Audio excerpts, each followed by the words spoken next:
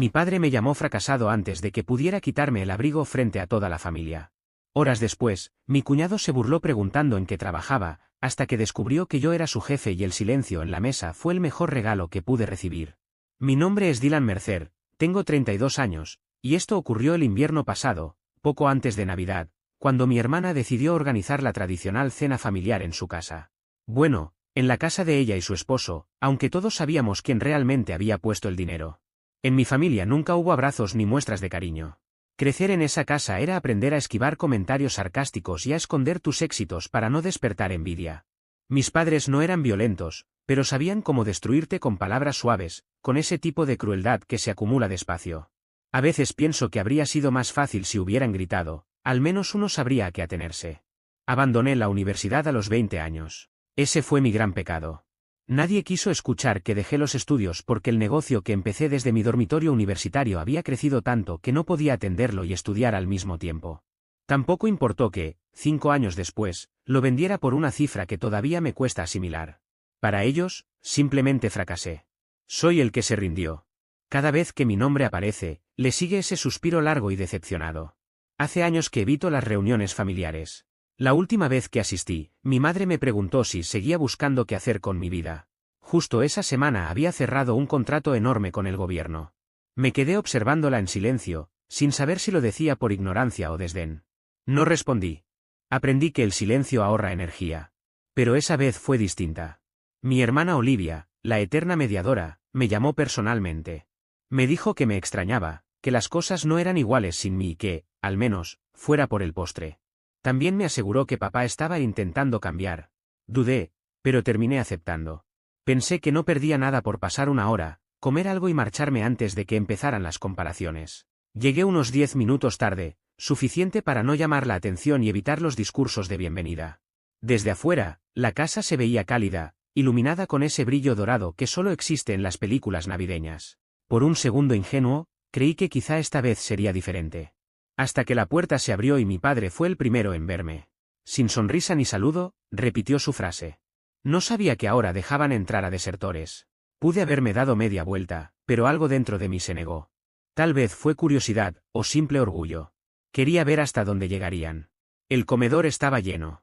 Una mesa larga cubría casi toda la habitación, con manteles beige y dorados que se notaba que solo usaban en ocasiones especiales.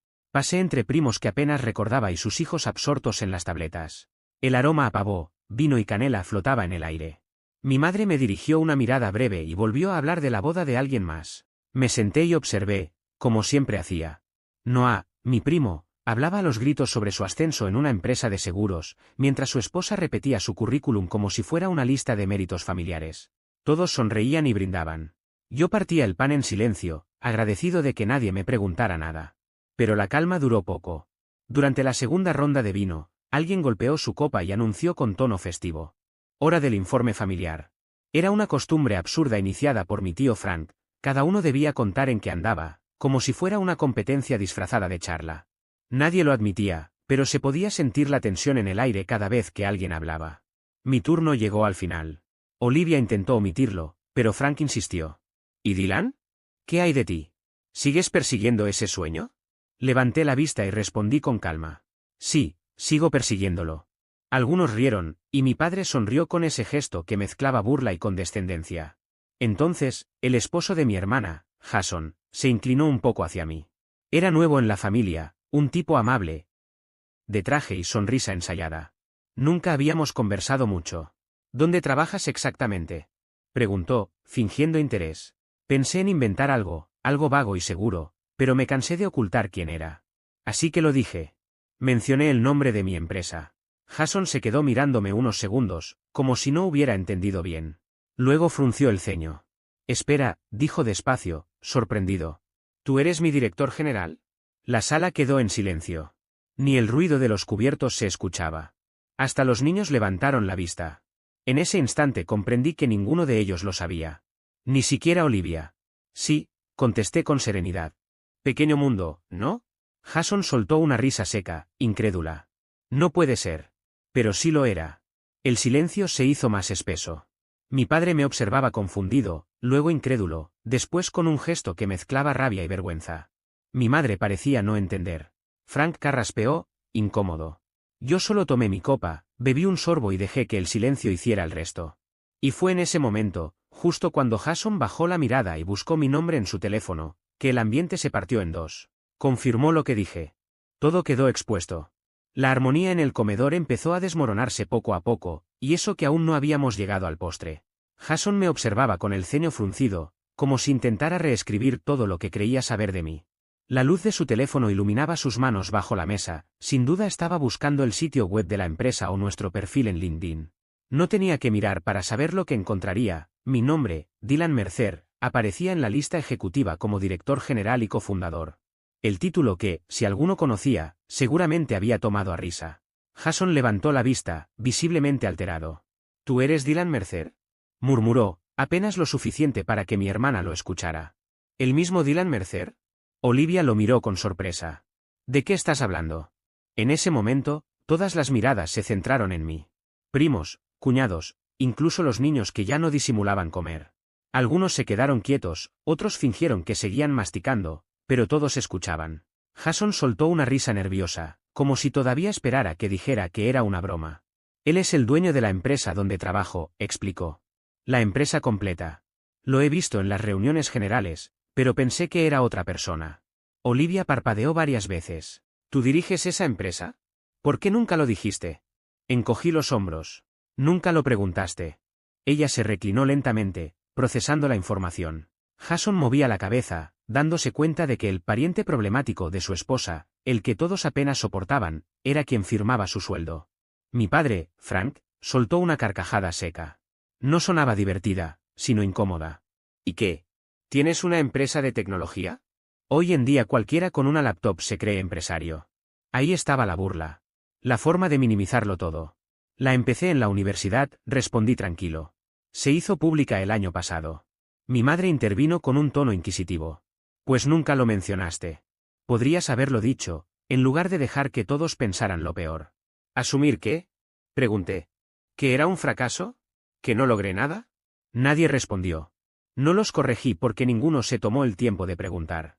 Ustedes decidieron quién era yo hace años, y cualquier cosa que no encajara con esa versión simplemente no existía. Mi padre dejó el tenedor, su tono se volvió duro.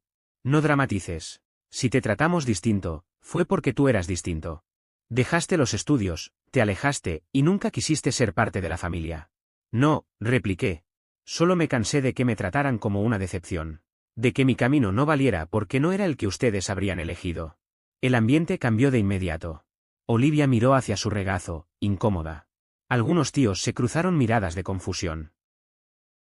Jason seguía observándome con el gesto incrédulo de quien acaba de descubrir algo que nunca vio venir. Pero el silencio se rompió cuando Noah, mi tío, intentó aligerar el momento. Bueno, entonces quizá puedas invitarnos a unas vacaciones, ¿no? Algunos rieron, buscando aliviar la tensión. Yo no. Esa ligereza me apretó el pecho. Era siempre igual, convertir lo serio en chiste, esquivar, distraer, fingir normalidad. Podría hacerlo, dije despacio, pero no lo haré. Eso bastó para callar a todos. No vine a presumir. Vine porque Olivia me lo pidió. Pero si esto va a seguir siendo igual cada año, les ahorraré el problema la próxima vez. Mi padre soltó un bufido. Ahí va otra vez, el sensible del grupo. Entonces Jason, aún con el móvil en la mano, habló. Tengo algo que decir, anunció. Todos lo miraron. Trabajo para la empresa de Dylan desde hace 3 años. La construyó desde cero. Durante la pandemia hubo despidos, pero él se aseguró de que mi equipo no perdiera su trabajo. En ese entonces no sabía quién era, pero ahora que lo sé, creo que es la primera vez que veo a alguien esconder su éxito por miedo a su familia. Se giró hacia Olivia. ¿Cómo no lo sabías, cariño? Ella estaba a punto de llorar. Nunca habla de su trabajo. Pensé que hacía proyectos pequeños por cuenta propia. Eso dolió más de lo que admití. No lo mencioné, dije con calma, porque no quería que me acusaran de presumido otra vez. Frank soltó un resoplido. ¿Y ahora somos nosotros el problema? Siempre has creído que eras mejor que todos. Negué. No. Solo quise que se sintieran orgullosos, pero entendí que eso nunca iba a pasar. Me levanté. No con rabia, sino con determinación. He trabajado duro, muy duro, pero nunca ha sido suficiente para ustedes. Podría descubrir la cura del cáncer y aún así dirían que debería haber vuelto a la universidad. Mi madre abrió la boca para responder, pero levanté una mano. No pienso seguir reduciéndome para que ustedes estén cómodos. Me volví hacia Olivia. Gracias por invitarme, pero ya he estado aquí suficiente. Tomé mi abrigo y caminé hacia la puerta. Fue entonces cuando vino la estocada final. Espera, dijo ella, con la voz temblorosa. Me detuve. Tenía algo oculto tras la espalda, una pequeña caja envuelta en papel brillante. Iba a darte esto más tarde, susurró. Es de parte de todos. La tomé y la abrí. Dentro había un libro. Encontrar el éxito después del fracaso, cómo reconstruirte desde cero. Lo miré en silencio antes de alzar la vista. ¿Lo eligieron juntos? Ella vaciló. Fue idea de papá. Pensamos que podría ayudarte a encaminarte de nuevo. La sala quedó muda. Incluso Jason parecía impactado. No dije una palabra. No lo lancé, no grité. Solo dejé el libro sobre la mesa, me di media vuelta y salí. Y mientras la puerta se cerraba detrás de mí, escuché la voz de mi padre. ¿Ven? Ni siquiera sabe aceptar una broma. Esa fue la última vez que hablé con ellos, al menos por un tiempo. Pero lo que no entendían, lo que nadie vio esa noche, fue que sus risas, sus comentarios y ese regalo ridículo fueron el punto de quiebre. Ya no era el fracasado. Era su jefe, su futuro arrendador, el éxito que jamás reconocieron. Y cuando salí al frío, no me sentí poderoso ni triunfante. Ni siquiera satisfecho. Solo vacío. El aire helado me envolvía mientras las risas y el sonido de los cubiertos seguían resonando tras las ventanas. Caminar fuera de esa casa se sintió como abandonar un edificio en llamas, sabiendo que dejabas partes de ti entre los escombros. Permanecí en el coche mucho tiempo después de haber llegado a casa. El motor seguía encendido, el aire tibio empañaba el parabrisas y mis manos continuaban apretando el volante como si soltarlo pudiera desmoronarme por completo. Afuera, la noche era densa, de esas que parecen absorber cualquier sonido. Dentro, solo el zumbido del motor y el tic del reloj del tablero. Pensé en conducir directamente a la oficina, perderme entre pendientes y números, fingir que todo seguía bajo control. También pensé en escribirle a algún viejo amigo, alguien que no hiciera preguntas incómodas. Pero lo único que de verdad se repetía en mi cabeza era la imagen de Olivia, con esa sonrisa amable y forzada, entregándome un libro envuelto con papel dorado. Encontrar el éxito después del fracaso. A primera vista, podría parecer un simple detalle de mal gusto, una broma navideña mal calculada. Pero no lo era. No cuando te lo entrega tu propia hermana frente a toda la familia, entre risas y copas de vino. Era un mensaje, cuidadosamente disfrazado de regalo, aún no te vemos como alguien que lo logró. 4 sonrisas que decían más que cualquier palabra. Y, aunque odiaba admitirlo, parte de mí seguía creyéndoles. A pesar de los contratos firmados, de las notas de prensa, de los titulares celebrando el éxito de mi empresa, todavía existía dentro de mí ese chico inseguro que se sentaba en el último asiento del aula esperando una aprobación que nunca llegaba. Esa noche no dormí. Caminé por todo el apartamento, de un lado a otro, repasando la cena como si estuviera en un interrogatorio. Cada frase, cada mirada, cada pausa resonaba en mi cabeza. Recordé el momento en que mi padre soltó con sorna. No puedes ni aceptar una broma, Dylan. Y todos rieron, como si yo fuera el problema, el que no sabía encajar. Me quedé con esa frase grabada, como si fuera una sentencia. Pensé en llamar a Olivia, pero ¿qué podía decirle? Gracias por el recordatorio de que sigo siendo el decepcionante de la familia. También pensé en Jason, en la rapidez con la que su expresión cambió. Pasó del asombro inicial al silencio incómodo, ese silencio que solo aparece cuando alguien recuerda el papel que se supone debes interpretar en la jerarquía familiar. Durante años había intentado convencerme de que ya no necesitaba su aprobación, pero bastó una sola cena para sentirme otra vez como un adolescente pidiendo permiso para existir. Cuando amaneció, algo dentro de mí se había movido. No fue una explosión, sino una especie de desplazamiento interno. No me derrumbé, pero tampoco seguí igual. Empecé a desconectarme, de forma silenciosa, casi imperceptible. Dejé de responder correos que no eran urgentes, ignoré llamadas que antes habría atendido con entusiasmo, y comencé a delegar tareas que solía controlar al detalle. Seguía cumpliendo con mi papel de director ejecutivo, pero mi energía había cambiado. Ya no sentía la necesidad de estar al frente de todo ni de ser la voz más fuerte en la sala. También cambié mi forma de presentarme. Los trajes impecables, que antes usaba como una armadura, quedaron colgados en el armario. Empecé a aparecer en la oficina con jeans, zapatillas y sudaderas, y aunque todos notaron el cambio, nadie se atrevió a comentarlo. Supongo que cuando eres el jefe, todos asumen que tienes un plan, incluso cuando lo que estás haciendo es simplemente intentar respirar. Pero lo que estaba ocurriendo no era un colapso. Era una transformación. Sin darme cuenta, estaba dejando caer capas que había cargado por años, la del perfeccionista, la del hijo ejemplar, la del hombre que necesitaba validación. Dejé de ir al gimnasio, empecé a comer lo que me apetecía sin pensar en rutinas, y mis días comenzaron a mezclarse. Noche y mañana se confundían. Sin embargo, esa aparente apatía escondía algo más profundo, estaba intentando encontrarme. Una madrugada, mientras revisaba viejas cajas llenas de documentos, encontré carpetas con ideas de negocio, bocetos de campañas y mis antiguos cuadernos de la universidad. Entre ellos había algo que me detuvo, una carta. Era de un profesor que había sido una especie de mentor durante mi primer año. La había impreso hacía años, doblada en 4 partes, y estaba ligeramente amarillenta por el tiempo. Era su respuesta a un correo que le envié cuando decidí abandonar la carrera. En aquel mensaje, me disculpaba por desperdiciar su tiempo y por no haber cumplido con lo que él esperaba de mí. Su respuesta, breve pero demoledora, decía: Dylan, no fracasaste. Solo creciste más rápido que el lugar donde estabas. Eso asusta, pero no es lo mismo que rendirse. Sigue construyendo. Lo demás te alcanzará. Leí esas líneas una y otra vez, hasta memorizar cada palabra. Y en la 6ª lectura, comprendí algo que me había negado durante años: yo no había fallado. Había evolucionado. Pero mi familia no quería evolución, querían obediencia. Querían estabilidad, previsibilidad, la imagen de éxito que podían explicar en una reunión social, título en la pared, hipoteca, vida perfectamente planificada. Lo que yo representaba, una ruta alternativa, impredecible, los incomodaba. A partir de ese día, tomé una decisión: desconectarme del ruido. No del trabajo, sino de la necesidad de demostrar algo constantemente. Empecé a salir a caminar sin rumbo, a entrar en librerías donde jamás me había detenido.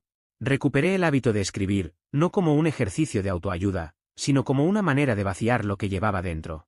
Compré una vieja máquina de escribir en una tienda de segunda mano y pasaba horas escuchando el golpeteo de las teclas, dejando que cada sonido marcara un pequeño avance en mi reconstrucción personal. Con el tiempo, esa rutina comenzó a darme algo que había perdido: claridad. Ya no vivía con prisa. Empecé a usar mi tiempo libre para asesorar a jóvenes emprendedores que estaban intentando abrirse camino. No lo hacía por ego ni por reconocimiento, lo hacía porque veía en ellos la misma mezcla de ambición y soledad que había sentido a su edad. Les decía lo que a mí me habría gustado escuchar: no estás roto. Solo estás en un entorno que no sabe entenderte. Uno de ellos, un chico de 19 años llamado Marcus, me impresionó. Su aplicación móvil era rudimentaria, sí, pero tenía corazón, propósito. Lo ayudé a perfeccionar su presentación, lo puse en contacto con inversionistas, y antes de que pasara un mes ya había conseguido su primera ronda de financiación. Cuando me llamó para contarme la noticia, su voz temblaba de emoción. Y, sorprendentemente, la mía también. Aquello me hizo sentir algo que ningún titular ni cifra había logrado: orgullo genuino. Entonces entendí que mi nueva etapa no se trataba de reconstruir mi autoestima, sino de redefinir mi idea de éxito. Ya no se trataba de acumular logros visibles, sino de dejar una huella. Ser el tipo de persona que yo mismo necesitaba cuando estaba empezando. Construir algo que me trascendiera, una empresa, sí, pero también una filosofía que enseñara que no es necesario encajar para valer. Mientras todo eso ocurría, mi familia permanecía en silencio. Ninguna llamada, ningún mensaje. Solo una notificación de Olivia a mediados de enero, con un escueto «espero que estés bien». No respondí. No por enojo, sino porque me había cansado de ser siempre el que intentaba mantener el vínculo. Había aprendido que el silencio también puede ser una forma de respeto hacia uno mismo. Pasaron las semanas, y a mediados de febrero llegó un correo del Departamento de Recursos Humanos. Jason, mi cuñado, había solicitado un traslado por conflictos de interés y dinámicas familiares complicadas. Leí la nota sin sentir nada. No lo detuve, no pregunté, no respondí. Simplemente dejé que la situación siguiera su curso, como el viento que entra por una ventana entreabierta. Pero la coincidencia temporal me llamó la atención, porque apenas 2 días después recibí una carta certificada en mi buzón. Era de un bufete de abogados. Mis padres estaban vendiendo su casa. La carta, redactada con formalidad y distancia, me ofrecía la primera opción de compra a un precio familiar preferencial antes de ponerla en el mercado. Me reí, pero no porque me pareciera gracioso, sino porque era tan típico de ellos. Después de tantos años de desprecio, de hacerme sentir pequeño cada vez que lograba algo y de regalarme un libro de autoayuda en plena cena navideña como si eso pudiera arreglarlo todo, su primer intento de contacto real fue una propuesta inmobiliaria. No respondí de inmediato. Me quedé pensando, no solo en la casa, sino en lo que realmente quería hacer ahora. Lo que hace 6 semanas se habría sentido como una dulce venganza ya no tenía ese sabor. No buscaba demostrar nada por orgullo, lo que quería era recuperar el control de la historia. Me quedé largo rato mirando esa carta. Luego la dejé sobre la mesa, abrí mi portátil y empecé a escribir otro tipo de respuesta. Porque hay algo curioso en tocar fondo, no siempre es un lugar oscuro. A veces es el cimiento sobre el que se reconstruye una versión más fuerte, más lúcida y completamente libre de uno mismo. Y esa carta, sin que ellos lo supieran, se convirtió en el plano de lo que vendría después. No respondí al instante. La doblé con cuidado y la guardé en el mismo cajón donde reposaban las cartas de rechazo de universidades a las que nunca asistí, un viejo extracto bancario del mes en que alcancé 7 cifras y una fotografía desteñida de mis 16 años, en la graduación de mi hermana. En esa imagen aparezco rígido, con una camisa arrugada, mientras mi padre sonreía detrás de ella como si hubiera ganado el premio Nobel. Me quedé observando ese cajón en silencio. Ya no sentía ira. Aquella furia se había consumido semanas atrás. Lo que quedaba era algo mucho más frío, enfocado, casi quirúrgico. Aprendí hace mucho que la venganza no consiste en gritar ni en cerrar puertas con fuerza, se trata de mantener el control, de mostrar, con calma, que el mundo no gira alrededor de la aprobación de otros. Esa oferta por la casa no era una muestra de paz. Era una trampa. Mis padres nunca fueron personas sentimentales. Si lo hubieran sido, me habrían llamado, habrían preguntado cómo estaba desde aquella cena. Quizá habrían pedido disculpas o al menos fingido interés. Pero no. Aquello no tenía nada que ver con reconstruir la relación, era un asunto de conveniencia y, sobre todo, de desesperación. Decidí indagar un poco. Una de las ventajas de ser dueño de una empresa de software financiero es tener acceso a información. Nada ilegal, por supuesto, pero sí a conexiones, registros públicos, tendencias del mercado y datos útiles. Un par de llamadas más tarde, tenía el panorama completo. Mis padres estaban al borde de la ruina. No completamente arruinados, pero muy cerca. Su fondo de retiro había caído con la última recesión, y mi padre, el mismo que siempre presumía de haber conseguido todo por mérito propio, había refinanciado la casa hacía 2 años para invertir en una supuesta oportunidad tecnológica. El responsable era un tipo llamado Tyler, un autoproclamado emprendedor que vestía sudaderas con capucha y presumía su proyecto de criptomonedas. El negocio se desplomó en cuestión de meses, y ahora mis padres intentaban vender la casa antes de que el banco se presentara a reclamarla. Su oferta familiar no era más que un intento de evitar las comisiones de una inmobiliaria y ganar tiempo. Todo cobró sentido, el libro de autoayuda, el silencio prolongado, el repentino acercamiento por carta certificada. No querían reconciliarse, querían que lo rescatara. Y fue entonces cuando decidí que no solo iba a rechazar la propuesta, iba a cambiar por completo la dinámica de poder. Esa noche hice una lista. No una lista de venganza vacía, sino un plan meticuloso. No pretendía restregarles nada en la cara, sino restablecer el equilibrio. Por primera vez, yo iba a ser quien moviera las piezas. Paso 1, comprar la casa, pero no a través de ellos. Contacté directamente con el banco, mediante una persona que conocí años atrás en una conferencia de tecnología financiera en Austin. Ahora era vicepresidenta de préstamos hipotecarios. En menos de una llamada supe que la ejecución hipotecaria estaba más cerca de lo que mis padres insinuaban, querían vender rápido para evitar la humillación pública.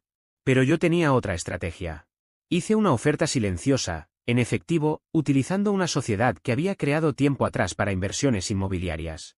Era una entidad anónima, sin conexión alguna con el apellido Mercer. El banco aceptó encantado, compré la propiedad un 20% por debajo del valor de mercado. Sin discusiones, sin drama, solo negocios. Paso 2, preparar el escenario. No los desalojé de inmediato, eso habría sido demasiado evidente. Necesitaba que se sintieran seguros, tranquilos, convencidos de haber salido airosos. Así que esperé. Pagué las facturas de servicios sin que lo notaran.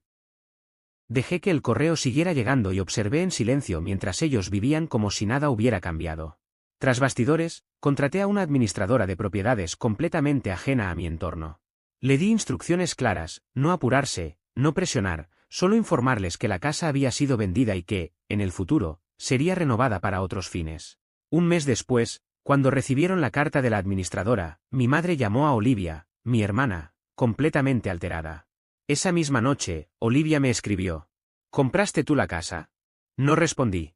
Al día siguiente, otro mensaje. Mamá dice que estás detrás de todo esto. Dime que no es cierto.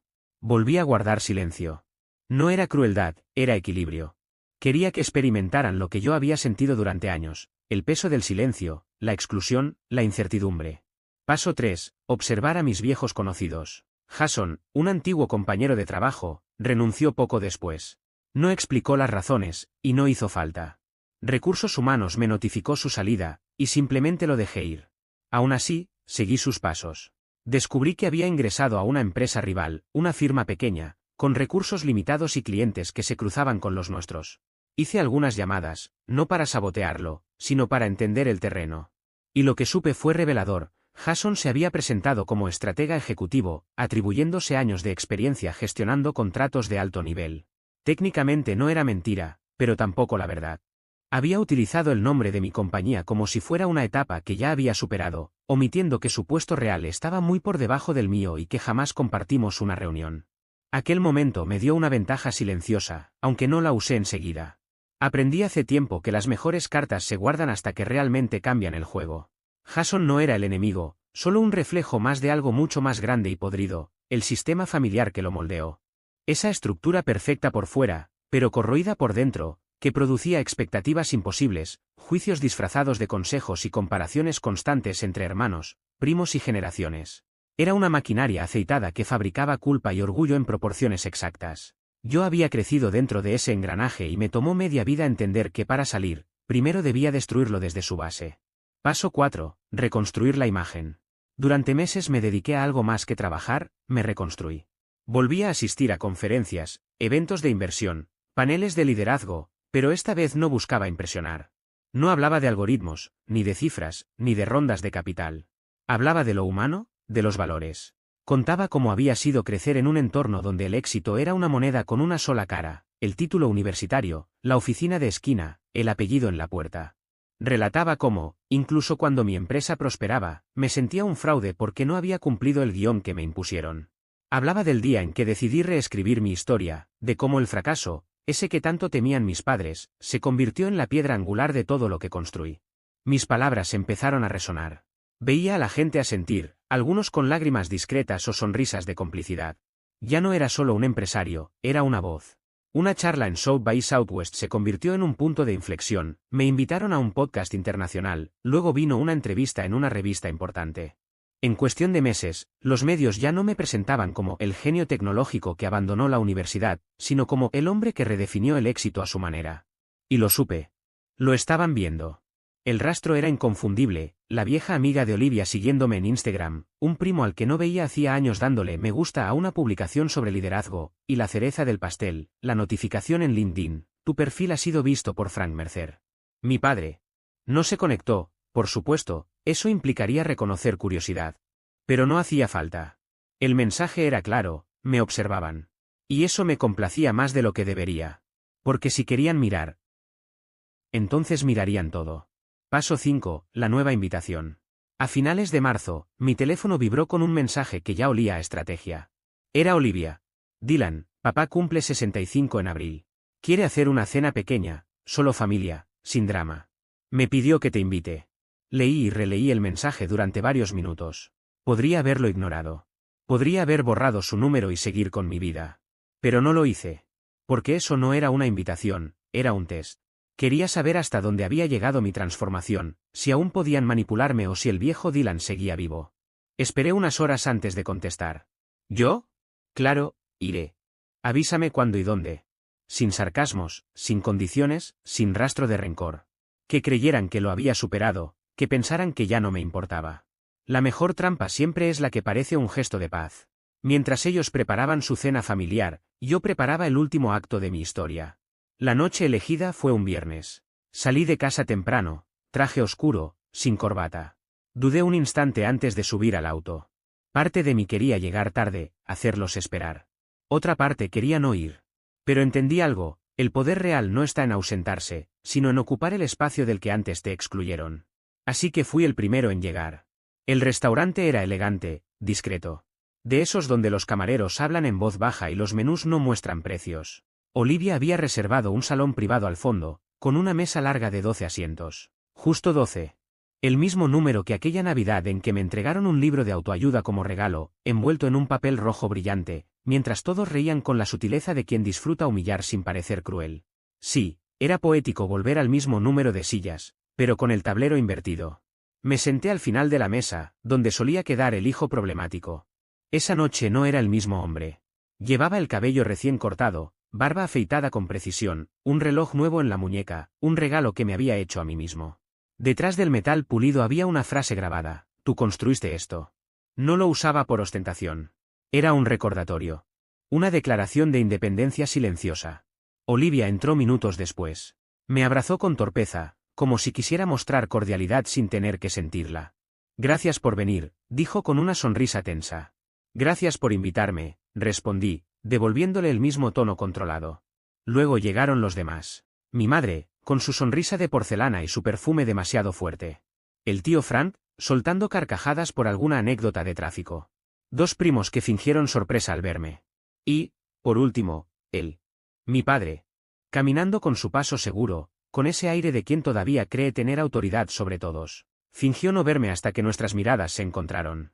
«Me alegra que hayas podido venir», dijo, con una voz que pretendía neutralidad. «No me lo habría perdido», respondí, mirándolo directamente. La cena comenzó con una cortesía incómoda. Conversaciones triviales, el clima, los hijos de Olivia, una serie de moda. Yo permanecí en silencio, observando. No había venido a hablar de banalidades, sino a presenciar cómo el equilibrio cambiaba sin que ellos lo notaran. Jason llegó tarde, con su gesto nervioso y los ojos bajos. Me saludó apenas con un movimiento de cabeza y se sentó junto a su madre. No había vuelto a cruzar palabra conmigo desde el día en que renunció. Lo dejé ser. Cada uno se enfrenta a su culpa como puede. El camarero sirvió el vino, trajo el pan caliente y tomó los pedidos. Las copas se llenaron y el murmullo de la conversación llenó la habitación hasta que el momento llegó por sí solo. Olivia se levantó con una copa en la mano. «Bueno», dijo sonriendo, «antes de que lleguemos al plato fuerte, quiero proponer un brindis». Miró a su padre con un brillo de nostalgia. «Papá, feliz cumpleaños número 65. Todos te queremos mucho y esperamos que esta nueva etapa te traiga paz, descanso y muchas jornadas de pesca». Risas suaves, tintineo de copas, algunos salud apagados. Luego mi padre se levantó, limpiándose la boca con la servilleta. «Gracias a todos», empezó, con su tono pausado. «No sabía si volveríamos a reunirnos así, pero me alegra verlos. Significa mucho tenerlos aquí, especialmente a ti, Dylan». Me miró fijamente, como si necesitara leer una línea invisible para no equivocarse. Nunca imaginé que una cena familiar pudiera sentirse tan calculada, como si cada palabra hubiera sido ensayada de antemano. Todo comenzó cuando mi padre, con su habitual aire de autoridad, decidió hablar frente a todos. «Sé que las cosas no siempre fueron fáciles entre nosotros», dijo con un tono grave, mirándome directamente. «Pero quiero que sepas que siempre he deseado lo mejor para ti, aunque quizá no lo haya expresado bien». El silencio fue inmediato. Mi madre le tomó la muñeca con emoción contenida, y algunos de mis familiares se miraron entre sí, como si acabaran de presenciar un momento histórico.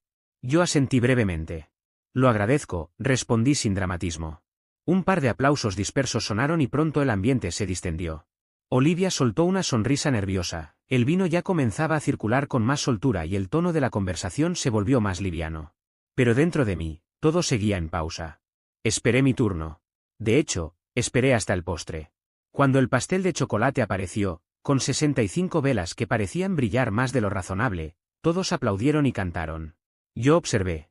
Conté cada llama. Cada año. Y entonces me levanté.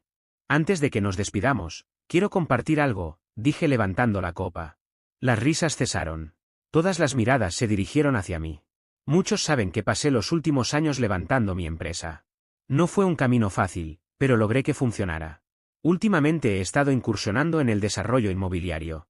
No para especular, sino para crear proyectos que dejen huella, espacios comunitarios, lugares donde la gente pueda construir algo propio. Hice una pausa. Nadie respiraba demasiado fuerte. Uno de esos lugares me resultaba familiar. Tenía historia. Así que lo compré. El silencio se volvió más denso. Giré hacia mi padre. «Era tuyo», añadí con calma, «pero lo adquirí a través del banco. El préstamo estaba en mora. Supongo que el asesor que te recomendó esa inversión en criptomonedas, Tyler, no era tan brillante como creías». El color se esfumó de su rostro. Mi madre dejó caer el tenedor. Yo seguí hablando, sin subir la voz. «Te dejé vivir ahí durante meses. No subí la renta, no te pedí nada. Pero ahora que el contrato llega a su fin, el uso del lugar cambiará». «¿Qué estás diciendo?», preguntó mi padre con un tono que intentaba sonar firme. «Recibirás una notificación en los próximos días. Tienes 60 días para desalojar».